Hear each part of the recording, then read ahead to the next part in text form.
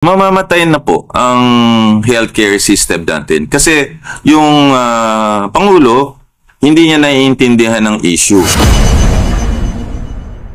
Dapat nagtatanong tayo, nasaan, Mr. President, kung nakikinig ka, nasaan ho yung 60 billion na pinangako nyo? Yung pinapabalik nila. Pinapabalik niya. Eh, hanggang ngayon, hindi binabalik. Hindi binabalik. Now that we na may call dito sa flood control, isama na natin ito ang kalusugan. Ang presidente ang may hawak, executive branch. Iutos lang because the PhilHealth is under the office of the president. So bakit ngayon walang nagke-claim noon? At yun ang hindi ko maintindihan. Bakit ho kaya? Sa tingin ko, may nagkakakwarta. To the credit of the Secretary of Health, Dr. Liachon, Secretary Erbosa, siya mismo nag-expose nito, ha? Oy, aftermath. And-expose niya to save himself. Kasi naipit na siya.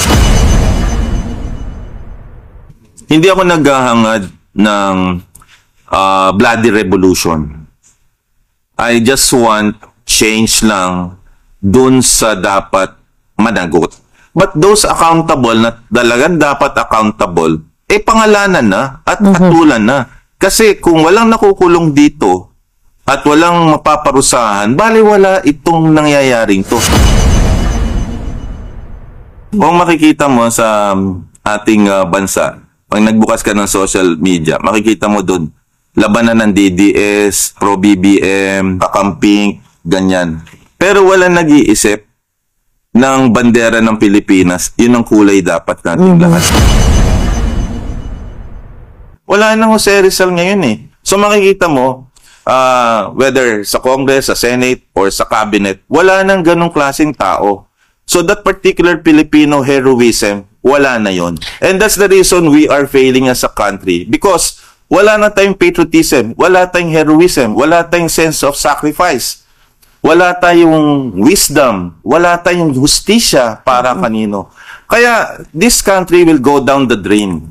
And, ang masakit na yan, marami mga bayani ang nagpakahirap for our country na ngayon nilalapastangan. Ang kalaban natin noong unang panahon ay Kastila. Ang kalaban natin ay naging Amerikano. Ngayon, ang kalaban natin, kapwa Pilipino. Naiiyak po. Hindi. Ang kalaban natin, kapwa Pilipino natin, na namumuno sa atin, na niloloko tayo. Yan ang pinakamasakit na hindi katanggap-tanggap. Mamamatay na po ang healthcare system natin. Kasi yung Pangulo, hindi niya naiintindihan ng issue. Dapat nagtatanong tayo, nasaan, Mr. President, kung nakikinig ka, nasaan ho yung 60 billion na pinangako nyo? Yung pinapabalik nila. Pinapabalik niya. Eh, hanggang ngayon, hindi binabalik. Hindi binabalik. Now that we na may call dito sa flood control, isama na natin ito ang kalusugan. Ang presidente ang may hawak, executive branch. Iutos lang because the PhilHealth is under the office of the president. So bakit ngayon walang nagke-claim noon?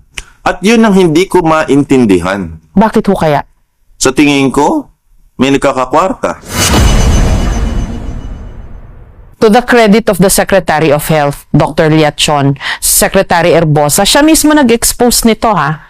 Oy, aftermath. And-expose niya to save himself. Kasi naipit na siya.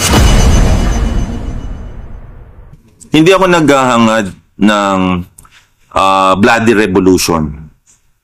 I just want change lang dun sa dapat managot. But those accountable na talagang dapat accountable, pangalanan na at atulan na. Kasi kung walang nakukulong dito at walang mapaparusahan, baliwala itong nangyayaring to. Kung makikita mo sa ating bansa, pag nagbukas ka ng social media, makikita mo doon, labanan ng DDS, pro-BBM, kakamping, ganyan. Pero walang nag-iisip ng bandera ng Pilipinas, yun ang kulay dapat natin lahat. Wala nang Jose Rizal ngayon . So makikita mo, whether sa Congress, sa Senate, or sa Cabinet, wala nang ganong klaseng tao. So that particular Filipino heroism, wala na yon. And that's the reason we are failing as a country. Because wala na tayong patriotism, wala tayong heroism, wala tayong sense of sacrifice, wala tayong wisdom, wala tayong justisya para kanino. Kaya this country will go down the drain. And ang masakit na yan, marami mga bayani ang nagpakahirap for our country na ngayon nilalapastangan. Ang kalaban natin noong unang panahon ay Kastila. Ang kalaban natin ay naging Amerikano. Ngayon ang kalaban natin kapwa Pilipino. Naiiyak po. Hindi, ang kalaban natin kapwa Pilipino natin na namumuno sa atin na niloloko tayo. Yan ang pinakamasakit na hindi katanggap-tanggap.